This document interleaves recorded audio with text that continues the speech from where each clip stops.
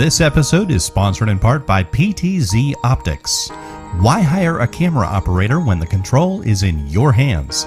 Visit ptzoptics.com for more information. And by NewTek, makers of the TriCaster TC1. Stun your viewers, not your accountant.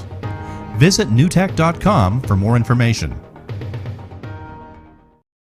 Hey guys, it's Friday. It's time for the Retro Buzz. We've got a show for you. At least we hope so. At least that's the plan. We got some things to talk about. But first, a message from Glen Planamento. Not really a message. Just want to start trending? Hashtag Trongate, everyone. Get this thing trending. Hashtag Trongate. GRS fights for you, the users? Hashtag Trongate. That's it. This has been brought to you by Glen Planamento. The expressions made by Glen Planamento is not necessarily the expressions made from myself or this guy, Mr. Douglas Smith. I just, applaud Glenn and his use of technology and the hash browns and sending it to the internet and the whatnot. So, good for you being a modern man all of a sudden that looks like Steve Zissou from Life Aquatic. So that number one, I wanted to compliment you on your Mario hat just because it immediately made me think of Life Aquatic. And it's been a while since I watched that movie, and you reminded me I need to rewatch it. So thank you, Glenn. Well, this is actually, I stole this from my son. It's his hat he had when he was, 10 years ago, and he's just been sitting in his closet unused. I'm like, you know what? I'm taking that hat. And here it is. Yeah, yoink. And let me guess. Hopefully he wasn't wearing it and you didn't just rip it off his scalp. Well, No, it's like everything else I gave him. It sits in a worse than me. At least I take him out of the box and look at it once. He never even touches it. It was still folded, with the little hanger thing on the top. When I got it at Walmart, wherever I got this thing from, 10 years ago, I'm like, taking it. Bogeyed. So Matt Astra's Gaming said, look at Glenn, what a silver fox. Who wouldn't want to be in the ham in the man's sandwich? I don't know if that sounded good. That is for you. The way you read that just made it sound even worse. Oh no, that's exactly how he wrote it. He wants to be the ham in your sandwich. I don't know. I really don't know if that's a good way. I don't know. I'm scared now. I can't even talk. Wait. I think I need to hide for a second. Hold on. There we go. We'll be back after a few moments. We're having some technical difficulties. Please stand by. On that note, let's get into this week's gaming news.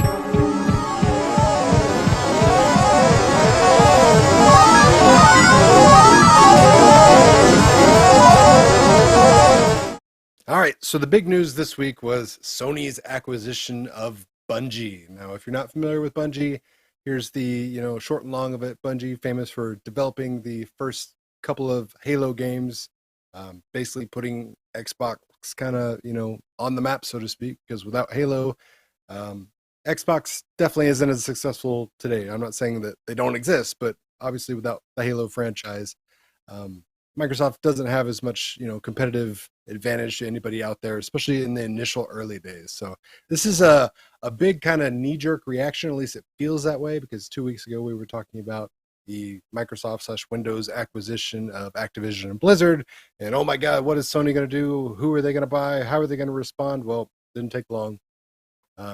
They tactically, and I'll say that because I don't know how else to describe it, because this is both like a middle finger as well as a head scratching type of action on their part. Because when you say PlayStation/Sony acquires Bungie, you're like, oh my god, Sony bought Halo. Well, no, they didn't buy Halo, because Microsoft still owns Halo as an IP and a franchise. What Sony acquired was the game development arm of Bungie, who is now famous for working on the Destiny franchise, which is successful, but by no means as successful as Halo. So for the low price of $3.6 billion. That's a steal. They've essentially acquired the Destiny franchise. I mean, obviously there's more to it than that, but from the top-down 20,000, 30,000 foot perspective, it looks like Sony just paid $3.6 million to own Destiny. Well, I mean, Bungie did start with Halo, but Halo, I thought, was now like 123 Studios. Someone else was doing that now. Bungie was out of it. weren't they? Yeah. Yeah. So when Bungie separated itself, Microsoft said, "Okay, we'll buy it. If you guys want to do other things besides Halo, that's fine." And they went their separate ways. They rebranded because they obviously are not going to go by Bungie anymore. So they made up a new studios like 343, and that is essentially the makers of Halo now. It is not the Bungie team, the original creators. Right. So if you think Halo sucks now, that's typically because Bungie isn't associated with anymore. However, Bungie went their own way, started making their own shooter game. Not exactly a Halo clone by any means. Different, but for all intents and purposes, their own version of Halo, which is the Destiny franchise, which is now on its second iteration. Do you think, though, that I agree with you, that was a knee-jerk reaction that they did. This was a knee-jerk sale all the way across the board. But do you think that they're doing this in case, because there's a lot of Xbox, from what I've read, there's a lot of Xbox players who love Destiny, that they're going to use this as a bargaining chip if Xbox says, you know what, we've honored the terms of the contract, Call of Duty is going to be exclusive to Xbox, Sony wants to say this is our ace in our hands, so to speak, or do you think that it's just they just want to show that they're dominant too and they have money to spend? I mean, I think it's a little bit from column A and a little bit from column B, but I think you do bring up a good point. It is a nice tactic, so to speak, a business tactics, so they can quasi-defend themselves in case the future fear, which everybody that immediately heard the Microsoft acquisition of Activision and Blizzard said, oh my God, they're going to pull Call of Duty and all these other games and make them Xbox exclusives, and I'll never get to play it on my PlayStation. Well, if they've got another cross-platform game like Destiny that a lot of Xbox users are fans of, then PlayStation can say, hey, the moment you guys try to pull the rug out from under us, we're going to do the exact same thing under you. The ball still is heavily in Microsoft/Windows' court on that one because they have a larger piece of the pie, so to speak, with their Activision and Blizzard acquisition.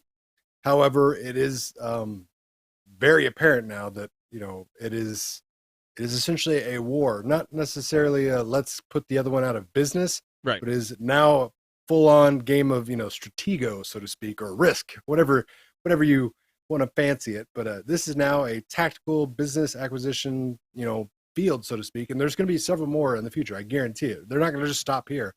I will say I was really shocked at the price point at $3.6 billion for Bungie. Yeah. Obviously, I'll be the first to admit I have no idea the staff, the expenses, all the things that go into these type of acquisitions. But just my immediate reaction to hearing Sony bought Bungie for $3.6 billion, I immediately thought of years ago when Disney bought Star Wars for $4 billion.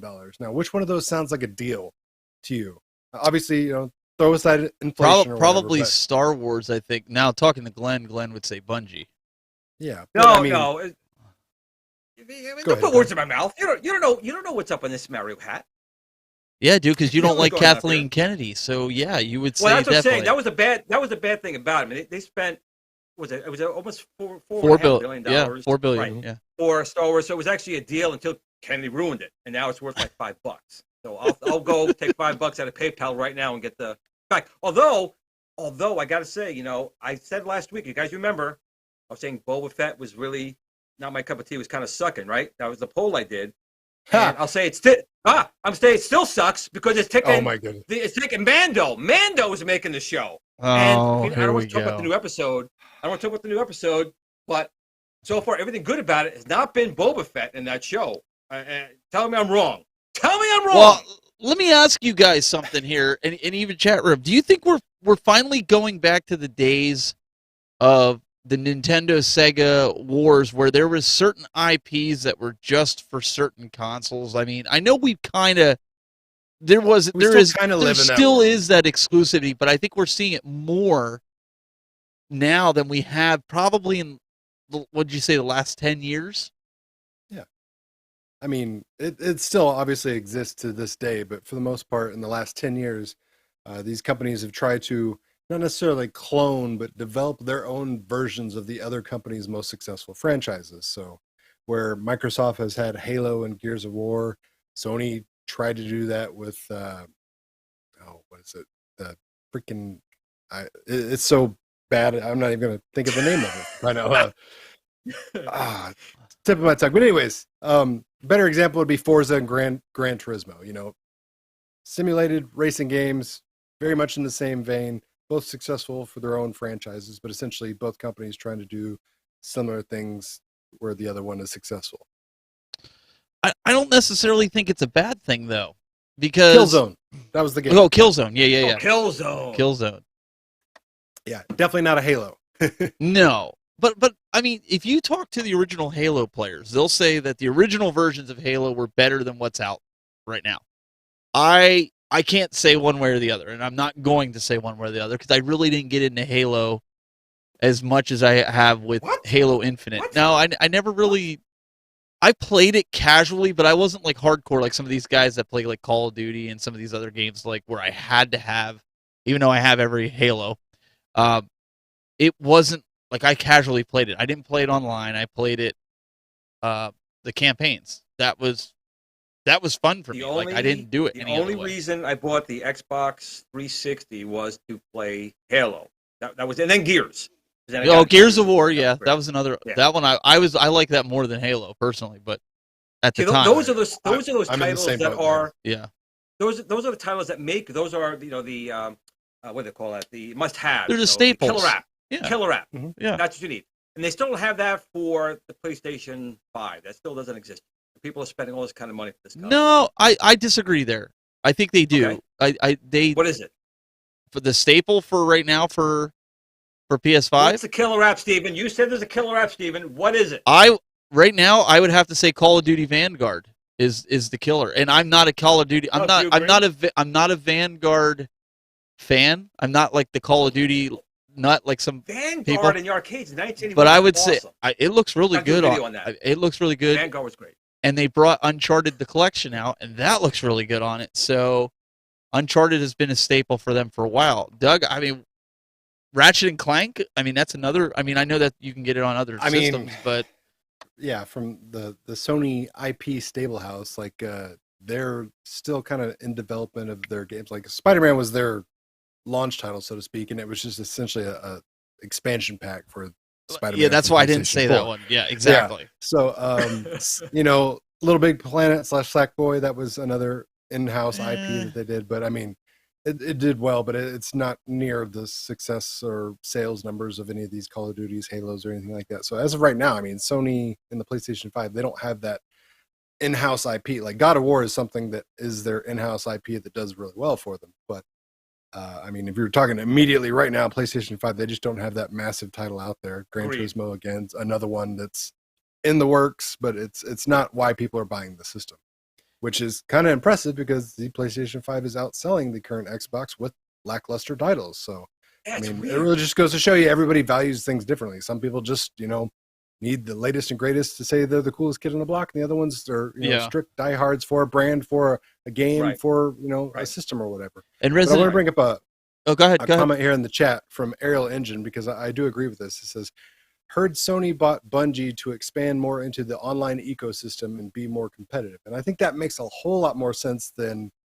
just the, hey, we wanted to acquire the Bungie as a game developer so we could gobble up Destiny. I mean, if you're paying $3.6 million for Destiny, it doesn't take a smart person or a person with genius level business acumen to understand that's not a good value. So one thing that Destiny does really well is have an online ecosystem. So that is something that I and Steven has also concurred with me on is, that's something that Microsoft does well and better than everybody else is their online ecosystem. Mm-hmm. Sony tries, Nintendo tries, but Xbox / Microsoft is far above everybody in that state of speaking.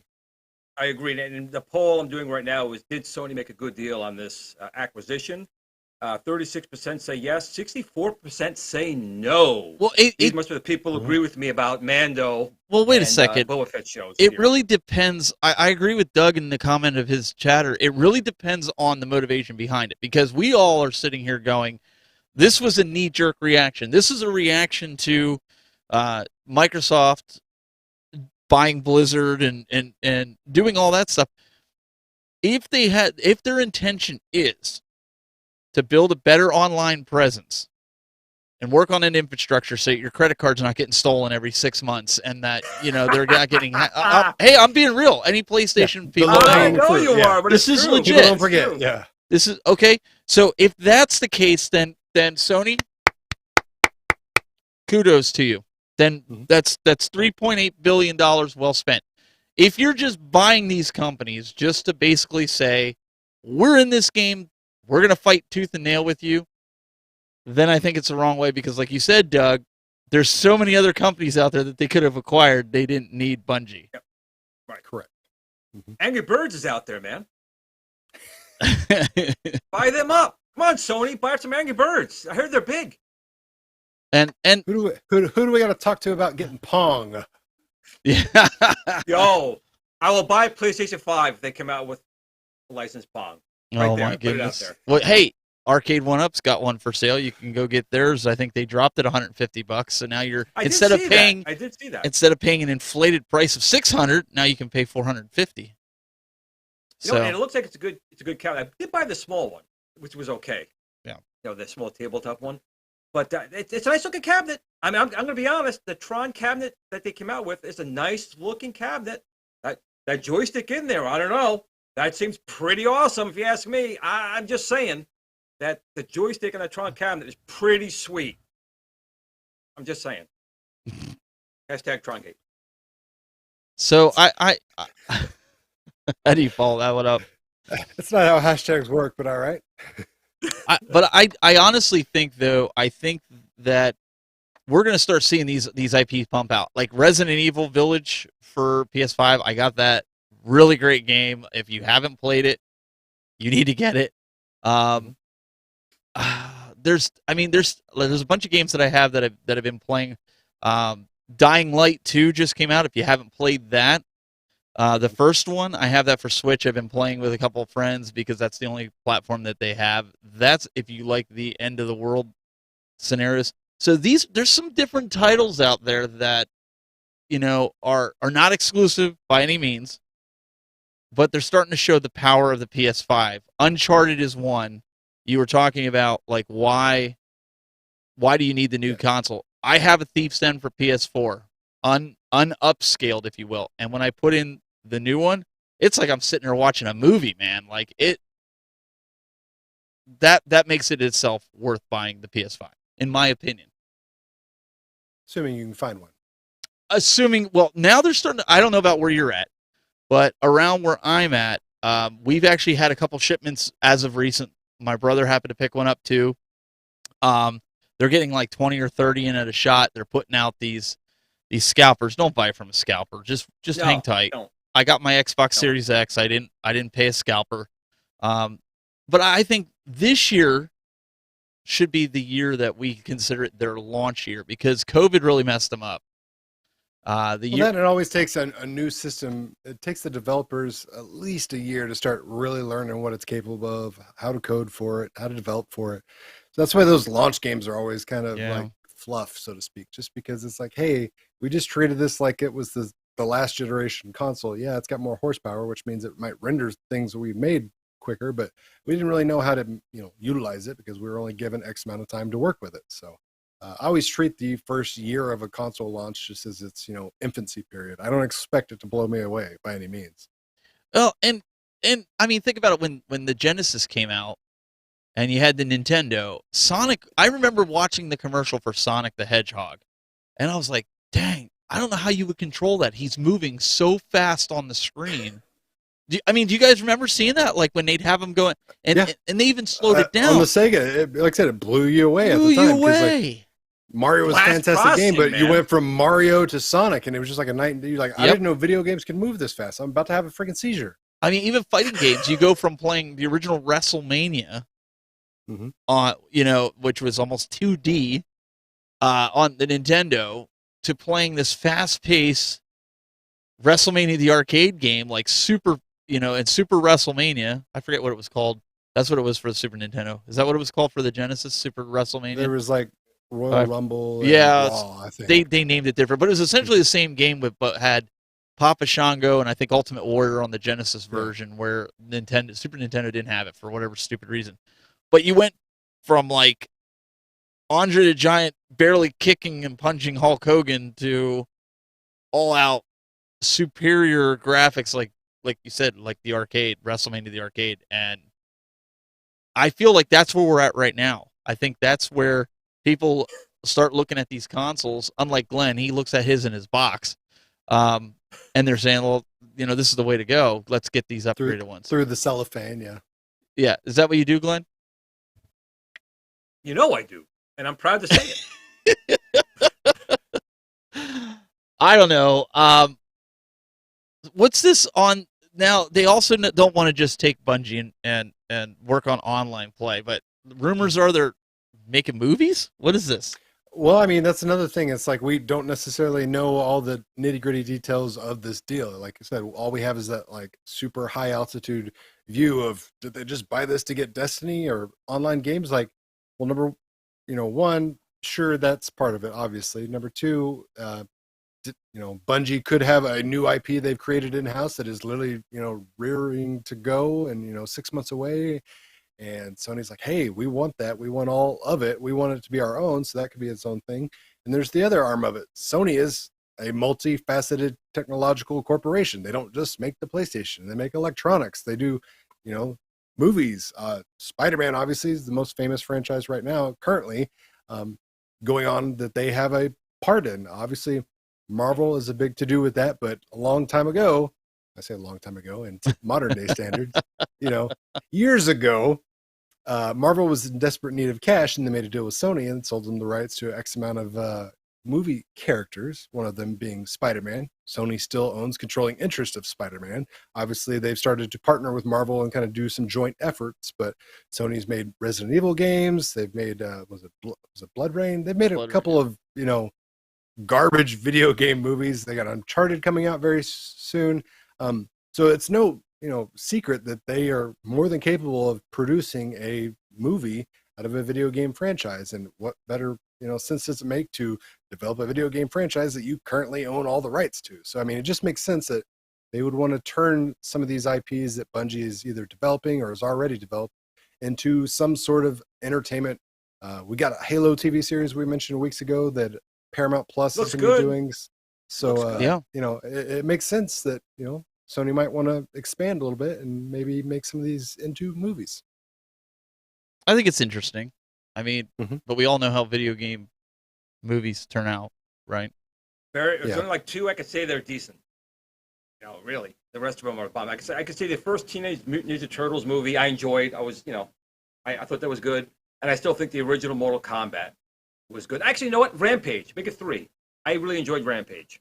I did. I don't know if I've seen Rampage. It's The Rock. Your buddy Dwayne. Okay. Dwayne. I'm telling you. I had such low expectations. I went in, I'm like, wow, it's actually good. I liked it. Yeah, I have to watch Mortal Kombat again, but I know the latest one that just came out was I'm sorry guys if you liked it, but it was horrible. There's no plot. It did enough to get a sequel.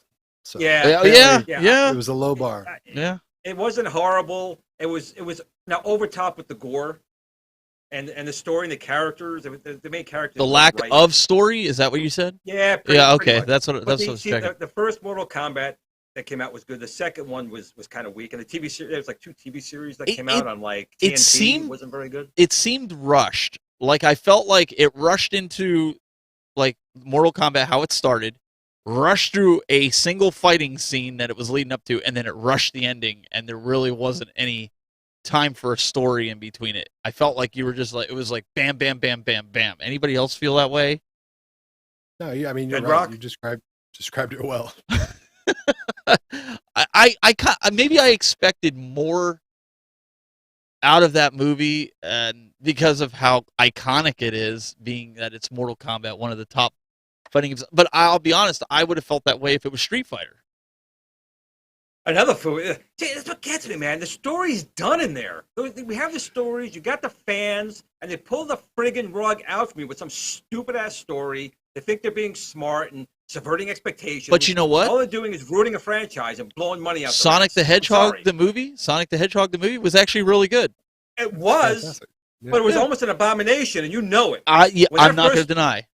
They listen, and I'll give it to them. They listened to the fans, and they went back to drawing board, spent money, and fixed it. If that had come out the other way, I don't care how, it would have been horrid. Sure. But they listened to the fans. You know what happens when you listen to fans? You want to know what listen to fans? What happens? Get hashtag TronGate. Hashtag TronGate. Listen to the fans. Listen to the fans. Tell us how you really feel. I really can't. No, I can't. but he's right. I mean, that's what we've been saying all this time through, the arcade cabinets, through everything since day one. We've been saying that. Doug, we said that about, even though they pulled it, WrestleMania, WWE 20. What was it? 2K20. 22. The original 20 was the garbage one. Yeah, the one that gave everybody their money back that wanted it. The fans are like, this is absolute trash. They didn't put one out in 2021. They held it for 2022, and 2022's looks phenomenal. It looks awesome. Let's hope the gameplay stays with it. Looks can be deceiving. Yes. And they typically are, given that company's track record. But yeah. But it looks promising. It looks promising. Yeah. I mean, it does. It can't be any worse, knock on wood. So I guess it's like anything here. We're not by any means telling you guys to run out and buy the latest and greatest console. We're not telling you to do that. I'm just saying over the next 3 to 6 months, I think you're gonna see each console cement itself.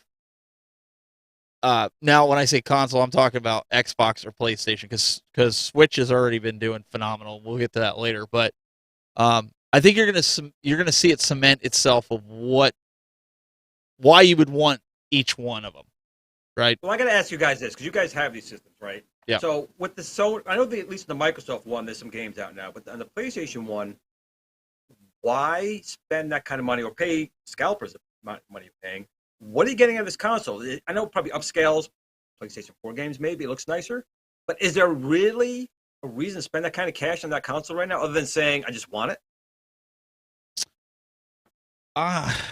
I think at this point in time, because they're so hard to get, if you find one, you should buy it because of what's coming. Over the last year, if you would have asked me this question, I think it falls into the same arena that most people have with these arcade one-up cabinets that are coming out, that games that they'll play for a day or two, they get the FOMO for the cabinet, they play it, they're like, it's great, and then it sits in their game room and collects dust.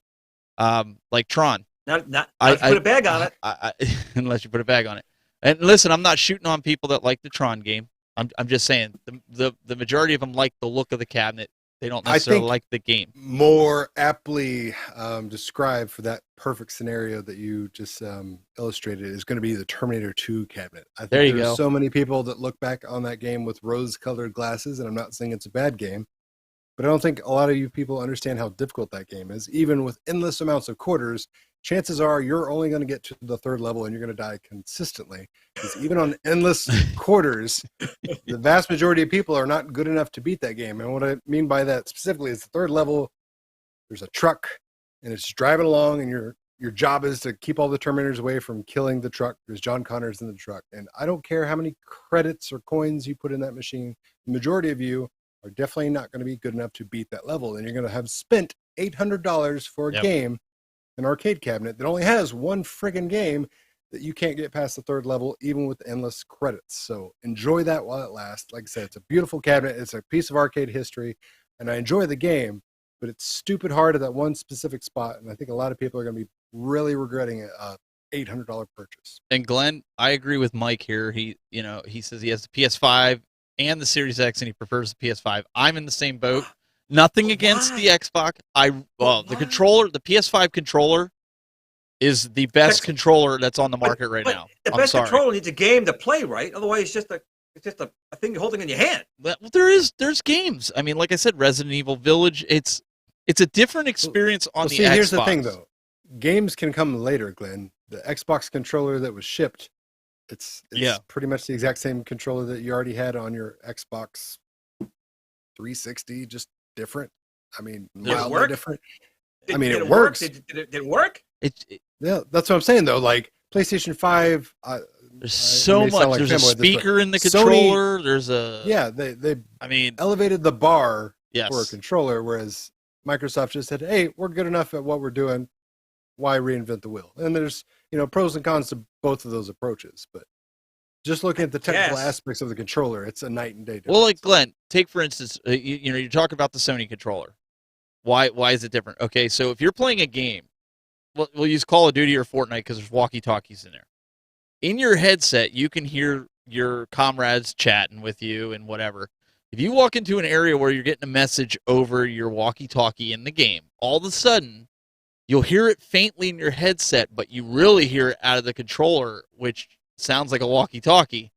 And it just gives you that immersiveness that I think, is it necessary? Okay. No, don't take it as I'm saying this is necessary, but it's the technology behind it and the feel of the controller. Just little things like that I feel like Sony paid a little bit more attention to detail on. Well, that's fine. I get that, but you gotta get some games out there to use, take advantage. They're of it. coming. People are waiting over a year. I keep hearing that. You know what else is coming? Fusion reactors. It's coming. I think there's something else It's that's always coming. 20 years away. There's something else that's coming, Well, isn't there?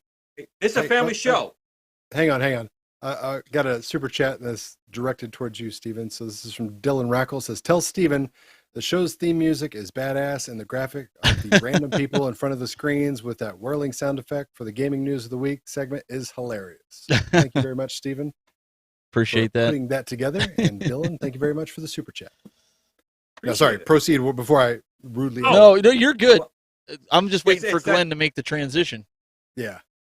It is time once again for Game of the Week. Let's go.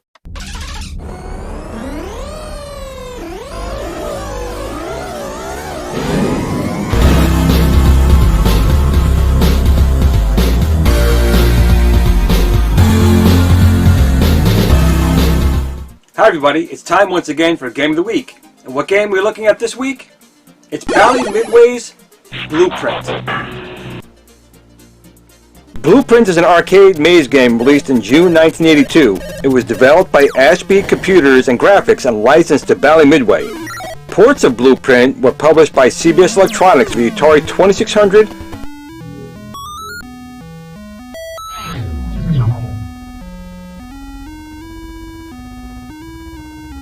Atari 5200,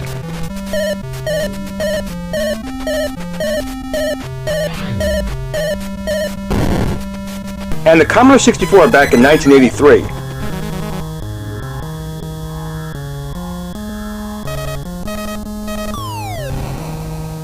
The player controls JJ, a man whose girlfriend Daisy is being chased by Ollie Org. To defeat Ollie, JJ must find all the parts of the machine he has designed, assemble it, and use it to shoot Ollie. Controls consist of a joystick and an action button. The screen is divided into 3 sections. At the top is a ledge on which Ollie chases the girl, occasionally knocking down flower pots that may hit JJ. The center portion of the screen is the maze of 10 houses. The bottom contains the machine's blueprint and a start button. The bottom of the screen contains a blueprint, a start button, and a pit. 8 of the houses contain 1 machine part each, while the other 2 houses contain bombs. The contents of a house are only revealed when JJ enters it. If a part is found, the player must move it into the proper position on the blueprint. If a bomb is found, the player must carry it to the pit before it explodes. The player will always find the bomb in any previously visited house. Holding the button down allows faster movement. The speed can only be used for a limited time, as shown on the screen's gauge. The gauge is partially refilled when setting a newly found part on the blueprint. Once the machine is fully assembled, JJ must step on the start button and then climb aboard the machine. The player must now use the joystick to maneuver left and right and shoot balls upward. If Ollie is hit, he falls down and the level is complete, with the bonus points awarded for each flower pot remaining on the ledge. A new level begins with the houses in different configurations.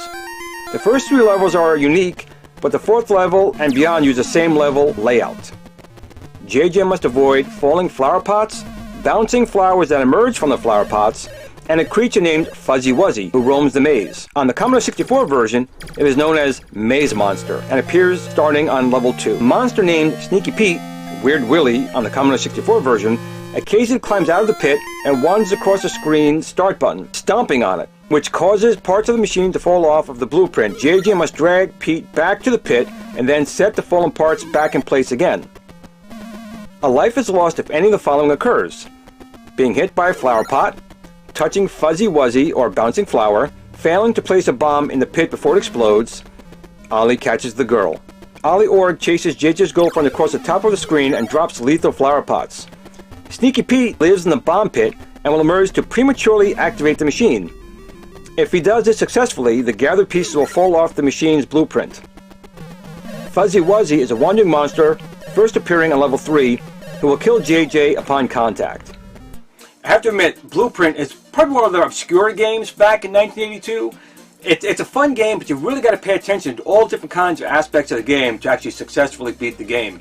The home ports are actually pretty decent. The graphics in the arcade were nothing spectacular. Of course, you could play it in MAME and on the consoles aforementioned, like the Atari 2600, Atari 5200, and the Commodore 64. Well, that's it for this week.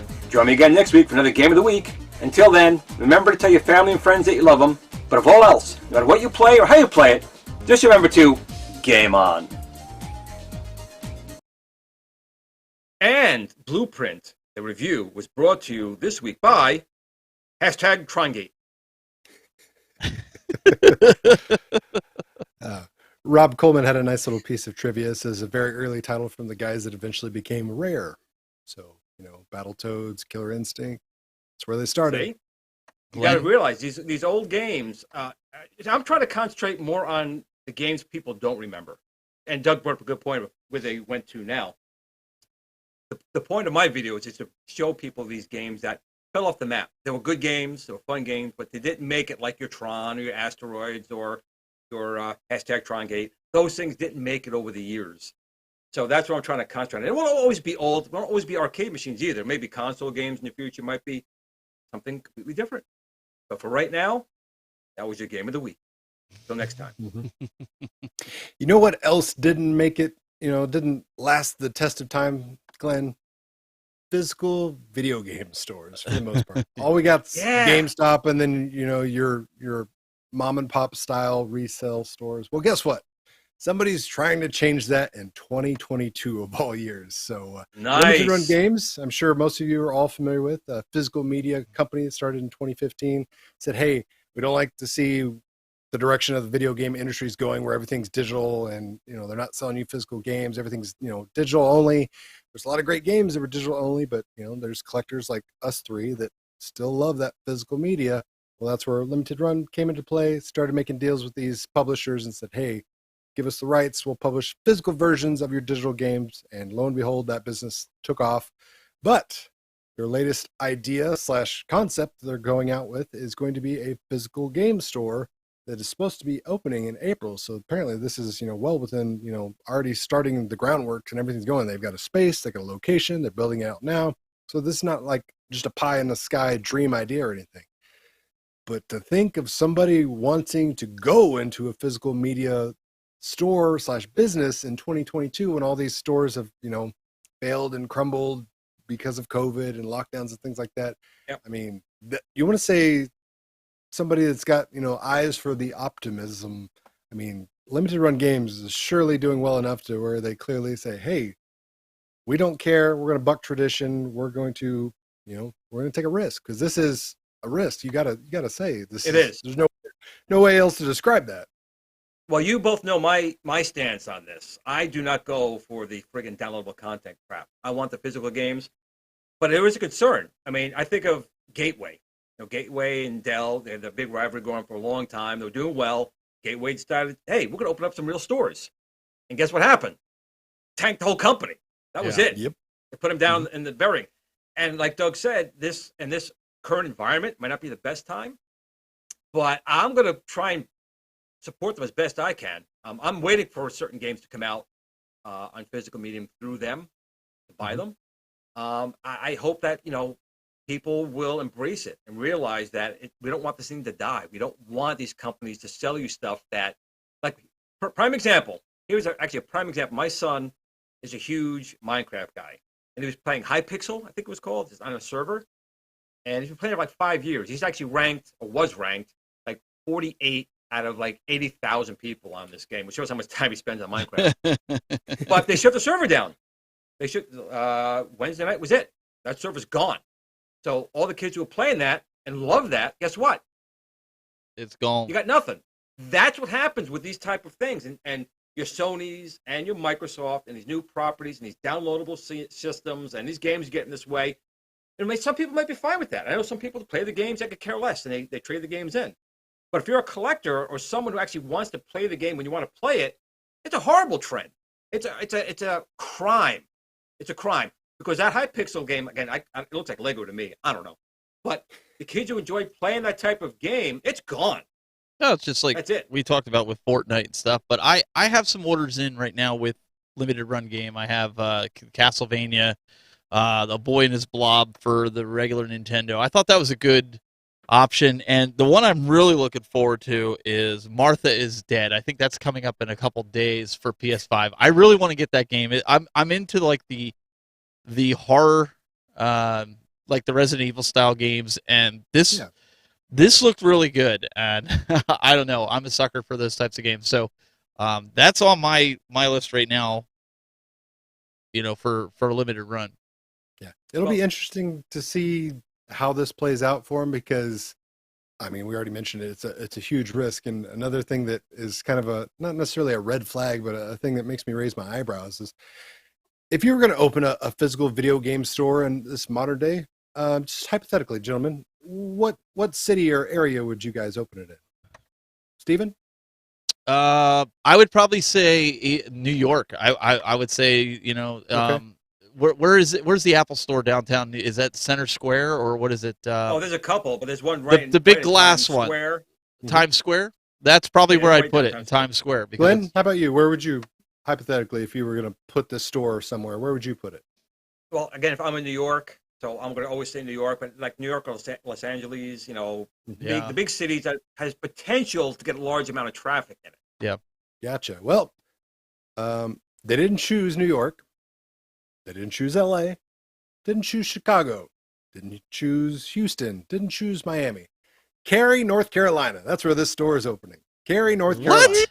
Ah, Isn't that where the Wright brothers first took flight? Oh, that's Kitty Hawk. Never mind. Yeah. So I mean, there's pros and cons because I'm sure that the rent of this retail place in Cary, North Carolina is, you know, pennies on the dollar compared to where it would be in New York or LA or something like that. So to that, it makes sense. But I mean, I don't understand or know what kind of, you know, market research they did to say, hey, we've got enough word of mouth in the area that people were going to come by our store, because the way he pitched the CEO of Limited Run Games, the way he pitched the concept store was it would be 75% Limited Run Games products and 25%, you know, merchandise, T-shirts, whatever from other game companies and game makers and things like that. So it's going to be a little bit of everything, but it's not going to be a resale store like GameStop or anything where they buy your game for $5 and resell it for $20. So, I mean, it's quite a gamble. Like I said, you're in a market that is not necessarily a hotbed of activity, at least my understanding of the city of Cary, North Carolina. And I'm sorry if you're from that area, but it's probably not on the top 100 list of cities to visit in the United States of America, if I'm willing to bet. So to hear them gambling on that and then gambling on the concept of the store just being predominantly their own product and nobody else's, Yeah. I mean, that's a lot of ifs. I would have thought they would have done some kind of poll. Glenn likes to do polls, and I would have thought like Dance on them, great too. I would. Tivo 67, he suggested Portland or Austin. I think Yeah, those would both be good fits. Portland Game Expo, stuff like that. Yeah, Sure. Seattle. I would say probably would have been my second choice next to Times Square because Austin is, you know, Yeah. number one, Austin. number two of the hipster movement, so to speak. So I mean, that would be a good place. But yeah, you got to Cary, do a North poll Carolina. to see where the most retro games sales are. I mean, I guess you wouldn't put it in a heavy digital area where people are just getting digital games. You're going to go out of business. It's never going to happen. But I guess I wonder, like, what their, mandate is there for, like, wearing masks. Maybe it's more relaxed there, and people are more free to walk around that area. Maybe. It's not that way here, so maybe that'll just help to them give out. you some perspective from the Google machine, Cary, North Carolina is the 7th largest municipality in North Carolina, and its population is 166,000 people. So my So question for you, Doug, is there a plan for them to open up more stores? Like, or is this going to be open for like a year and then they see how it does? And then all of a sudden, like they start opening and popping them up all throughout the country. So I don't remember seeing any kind of mention of like franchising in the original article, and I don't blame them. You're getting a little ahead of yourself if you're talking about franchising before your first store is even open. So I would assume, one would assume anybody that opens a physical brick and mortar store would have the pie in the sky idea to branch off and open more. But obviously that's all going to depend on how well this one does. Personally, I love limited run games. The biggest criticism I always have for them is like you buy something and you get it 9 months later. Yes. So, so is it going to be? I don't know what kind of inventory they're going to have in there. If it's the games that nobody wanted that didn't sell out, because typically anything you order from them, like I said, you get it 6. No, it's going to be cardboard cutouts. Earliest. It's going to be cardboard cutouts sitting on the shelf. Reservations. It's like, hey, let me go to the back, and I'll come back 9 months, and I'll give you the game. Right. Like, I gotta let that baby gestate, right? Mm-hmm. That's a great question. I'm rooting for him regardless. Maybe we need to get. There's a lot of things Definitely. that just make this sound like, bet on black, bet on red, 50-50 shot to me. You know what I'm going to do? I'm going to reach out to limited run games, see if I can get any kind of information on. Maybe we can get them on the show. Get them on the show. Let's get them on the show. Yeah, and get them on here. And see what they're getting, because they got to have a game plan. I understand what you're saying about franchising, Doug. I do, but I would still be curious to hear what the future goal is if they're willing to share it. Like, hey, I mean, they've got a roadmap, they've got plans. Exactly. They've got a strategy. Like I said, we're just looking at this from the top perspective, and there's so much more involved. And somebody mentioned like probably has to be a tax-friendly state. I know Georgia is extremely tax-friendly. So I mean, there's lots of different angles that this could, be involved with that makes us more understanding from a business sense. But just we're just talking armchair quarterback businessman type of stuff, saying, hey, it's kind of weird, it's kind of cool, it's kind of weird. Either way, I do hope it works. I hope it works too, because we definitely need something like that to keep the physical media going. Wow, see, that's weird. That was 3 out of 3 judges all agreed. We agree. Usually one judge has to say no. We're all saying yes. Well, these subjects tonight are like spot on. In fact, until Doug put the story in here about this fraud for Guitar Hero, because almost made me because Through the Fire and Flames, man, I watched this kid play it, man. He like destroyed it. Yeah, it's so I thought. Interesting. Oh, that's the thing. It's an interesting story because come to find out, we'll just call him the most. I don't want to call him like the world champion of Guitar Hero because that's not really a thing, and if it is, it's not a title this guy has. But probably the most prominently known Guitar Hero player in the Guitar Hero community.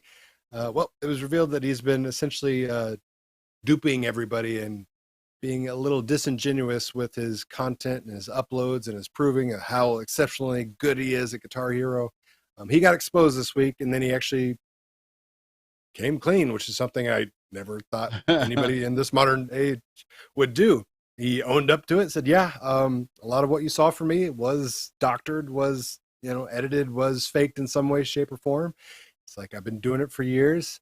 It's like, I'm a fraud. And he shut down everything on his social media and apologized, and, props for him for owning it. But it goes to show you how people's mentalities and egos and all that thing can get twisted with social media and internet fame and reaction, and people start doing things for the wrong reason.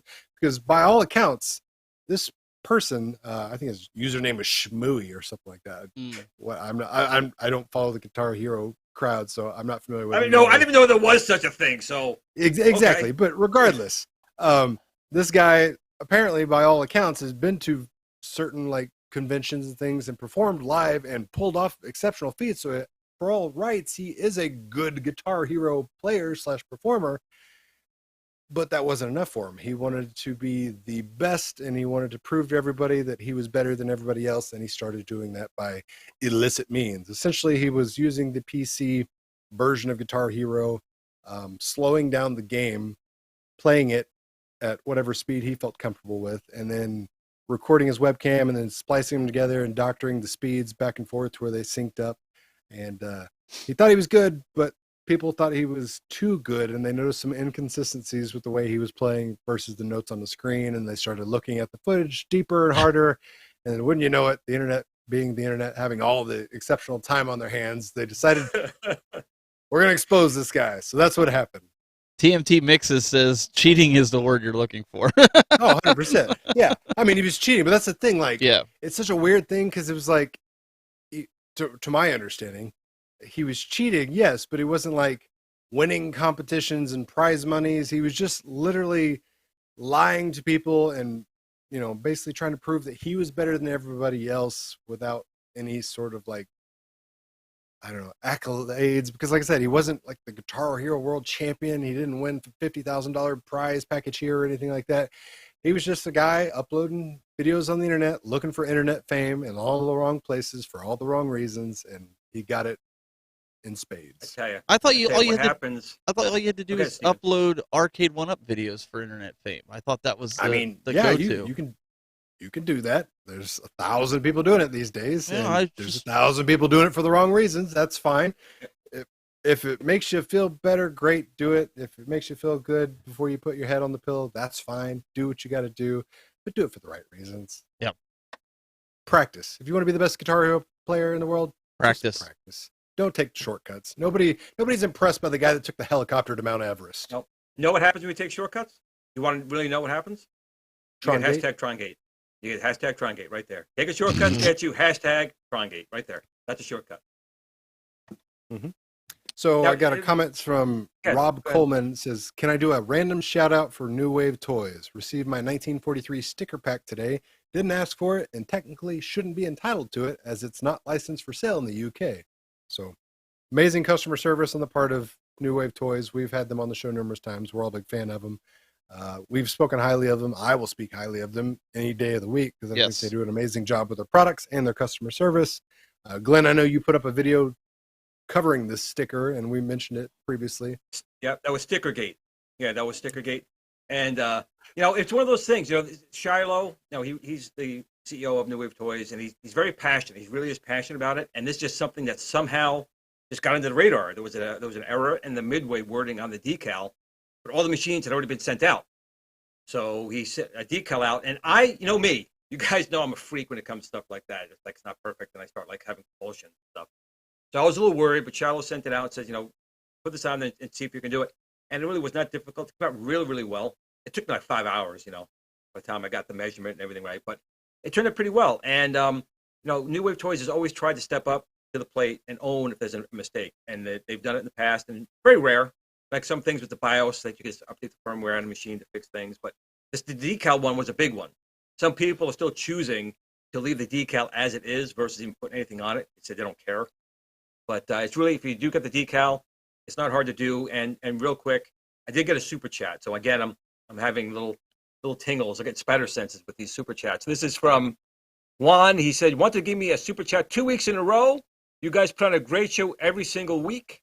Thank you, Juan, very much for that. Really appreciate it. But super chats are really not necessary. We're not in here for super chats, but we try and read comments and show comments as much as we can. But again, we thank you and appreciate it. Absolutely. We have another story here, real quick, with Nintendo Switch, Doug. Yeah, so we've spent a couple of weeks talking about Sony versus Microsoft. They're buying this company, they're buying that company. Meanwhile, Nintendo's off to the side just burning money because they are making it hand over fist, not buying anybody. They're just selling their stuff.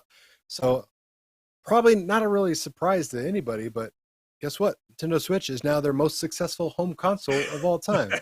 Yep. Outselling the Wii, which sold stupid amount. Like the Wii, for a lot of people, probably nobody thought was going to get passed because it hit that weird like middle ground of, hey, the kids love it, mom and dad loves it, hell, grandma and grandpa love it because it had such that wide family appeal for its diverse game lineups and things like that, proving it didn't need to be the most powerful, didn't have to have the most frames per second, just had to have good games.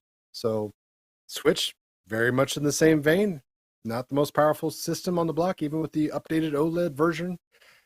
Just has great games, has a great concept with the portability functionality of it, and it has now sold over 103 million units since 2017. Yep. And historically, the most powerful system never wins the race.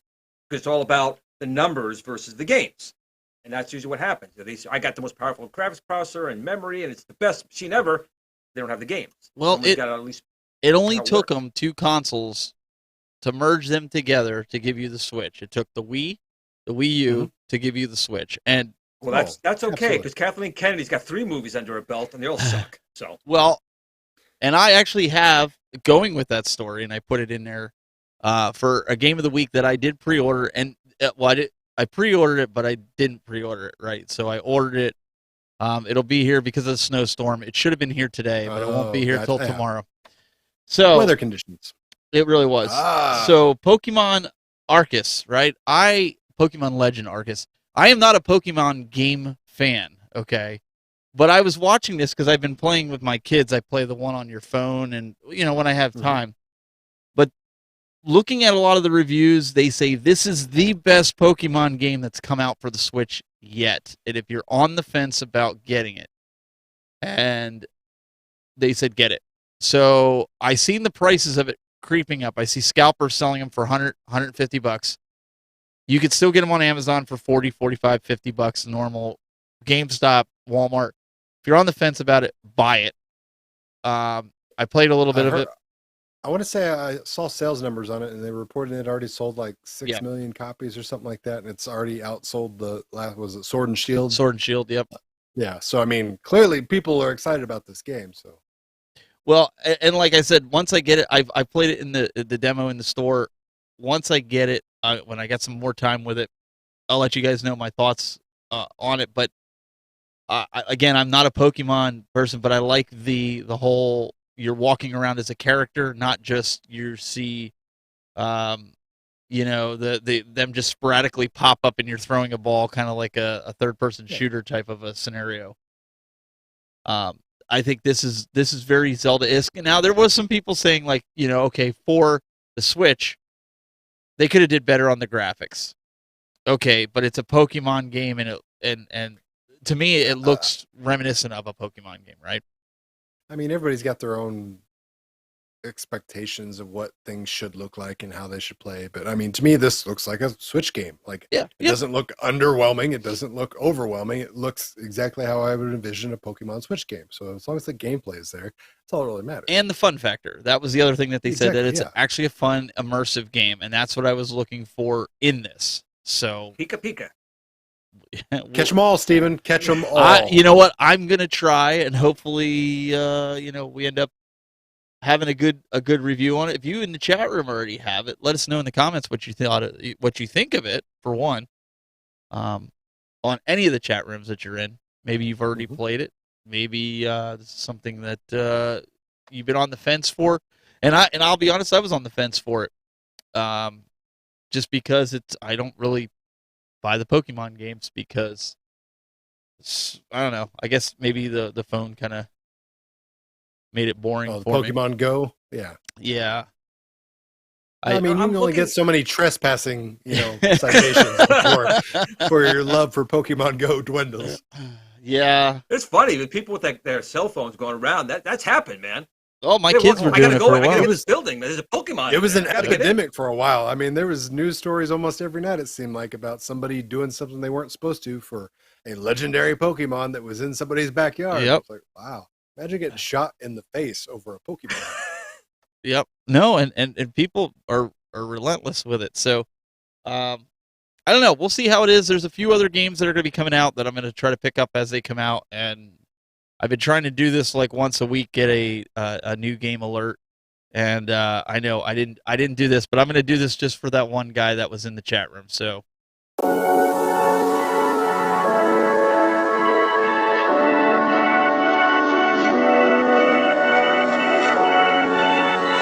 there was your new game alert with that. So that's something that like I said, I'm going to be going hopefully game hunting tomorrow because the road should be somewhat decent. You have your reindeer in your sled? So I have a line right now on a Game Boy Advance SP, the 101 version with the extreme backlight that comes with $5? Don't tell me $5. I will beat you. Comes with the 5 Pokemon games, the originals. They're not recreations, and it's $200. You could sell the games for that. Jesus. Yeah. Well, when I valued it out of all the Pokemon games plus the Game Boy Advance SP, I came up with $875.65 if I were to sell everything. Did you buy this yet? Not yet. Okay, so you're doing the same thing as last time with that Lynx, where they're probably watching the show. They're not watching the show. Wait a minute. No. Wait a minute. This is somewhere else. Yeah. No. You're telling them that I'm they're legit here. undervaluing their product. No, this is legit. And Steven, everyone watches this show. That was your first mistake. So be careful. Well, I They're didn't. going to jack up that price. So it's been on. Wait. So this is where I didn't make the mistake. It's been on the market for 2 weeks, and I just asked them if it was available. I didn't say I wanted it yet. So they have no idea that I actually want it yet. Okay. So Okay. I'm so tomorrow when I wake up, I'm gonna be like, dang nabbit, they raised the price because they watched the dang show like they did with the. I'm telling you. Like, And I got another super chat coming through from Darth. oh man! Plagueis 66. I'm telling you, I'm on a roll. And Nice, you know, Darth Plagueis, the wise. this is the wise, and I have to agree with him. This is probably the most truest thing I'm ever going to read to you guys, coming from Darth. Okay, Kathleen Kennedy does suck, along with episodes 7 through 9. Hashtag Trongate. Thank you, Darth. I didn't know Glenn's other username was Darth Plagueis. I didn't know that either. Oh, I guess we're learning I mean, it something makes new. sense because he's the wise, but So let's. I got a comment here in this chat. Let's pull this up by Peter Michael. He says Nintendo sold 154 million DS consoles. I wonder if that's because of all the 3DSs and other variation combinations for that total. it is. Yeah. That's So probably the DS is the best-selling handheld of all time, but we're talking about specific consoles. But yeah, the DS had like 40 different variations, which is why that number is slightly inflated. But yeah, it's going to be hard to anyone beat that. I don't see anyone beating that, period. Stream Deck ain't going to beat it. No, and PSP is not going to beat it. no, and Meatball Saucy says 103 million, and I still don't own one. Come on, Meatball Saucy. Hey, Glenn's got a brand new one. I'll sell you, Meatball. No, he opened it up. Do. I actually I got that one used. It was the SP with the nice backlighting on there. I changed the case. It was ruined. I got the nice NES. Oh, put on nice. And I got Tron 2.0 on there, which I haven't played. So he also says I camped out and bought a Wii on day one. Now that's commitment. And he said It is. never owned a Wii U. Maybe I will be a consumer that buys a Switch to push Nintendo to 200 million. Maybe there's a prize in it for that. If you're the 200 million. Well, I mean, consumer obviously to buy when they it. move on to something in the future and the Switch goes down to $99 or something like that, that thing is going to explode with sales. Yeah. And the OLED, if you're in handheld mode, the OLED is the route to go. My son, he has the OLED. My daughter has the OLED. And even my wife, my wife and my daughter got rid of their Switch lights for the OLED. I'm still rocking the second generation original Switch because I play mine on the TV most of the time. So for me, the OLED right now Is it better battery life? I know it's a better screen. But it is better battery life. too? They It get is. almost. My son can play Fortnite for like 12 hours and the battery don't die. So that's why. Well, there's your Why is he problem. playing for 12 hours, Steven? Because he likes it. He's that good at it. So I don't know. I guess it remains to be seen what Nintendo's going to do and what all these companies are going to do. But we're going to continue to bring this to you week in and week out. Mr. Douglas Smith, youtube.com/cooltoy. Instead of cancel culture, he wants it to be cancel cool toy. Yeah. So Don't cancel everybody else. Just cancel Cool Toy. Unsubscribe to him. Don't follow him. He's a charlatan. He's rusing the community. Just get rid of him. And now we interrupt this broadcast to bring you a special news bulletin from Glen Planamento. First of all, I want to thank everyone for coming on another retro show this week. But one thing I got to tell you guys, more than anything, make sure you go out tonight, you stay home tonight, you see your girlfriend, see your boyfriend, whatever you do tonight, hashtag Trongate. Make sure you post hashtag Trongate. It's real. It's real, people. This is real. Hashtag Trongate. The sentiments of this advertisement are not necessarily I gotta figure that out. Representations of the rest of the Retro Buzz crew. Thank you. You know, we're getting close to 100 episodes, people. You realize we're like 9 episodes away from 100 Retro Buzz episodes? I heard you're giving That's a away big deal. 100 Tron joysticks to all the Arcade 1-Up people. Oh, wait, they already got them. They already, yeah, they've Oh, they already got them. They came boxed They- with it. I forgot. I'm sorry. Yeah. But what are you giving? What are you giving for free? We got we got to think about this. This is a big deal. RetroBuzz being 100. That's a big deal. It's like my age. I don't know. We'll have to see what we could do. Maybe there'll be some software things that we could do. I don't know. Anyways, 9 episodes away next. Actually, 8 episodes. This one's in the can. So Yes, in the can. This one's in the can. So guys, we really appreciate it. We'll see you next week for the Retro Buzz on Friday. Until next time, keep it buzzing.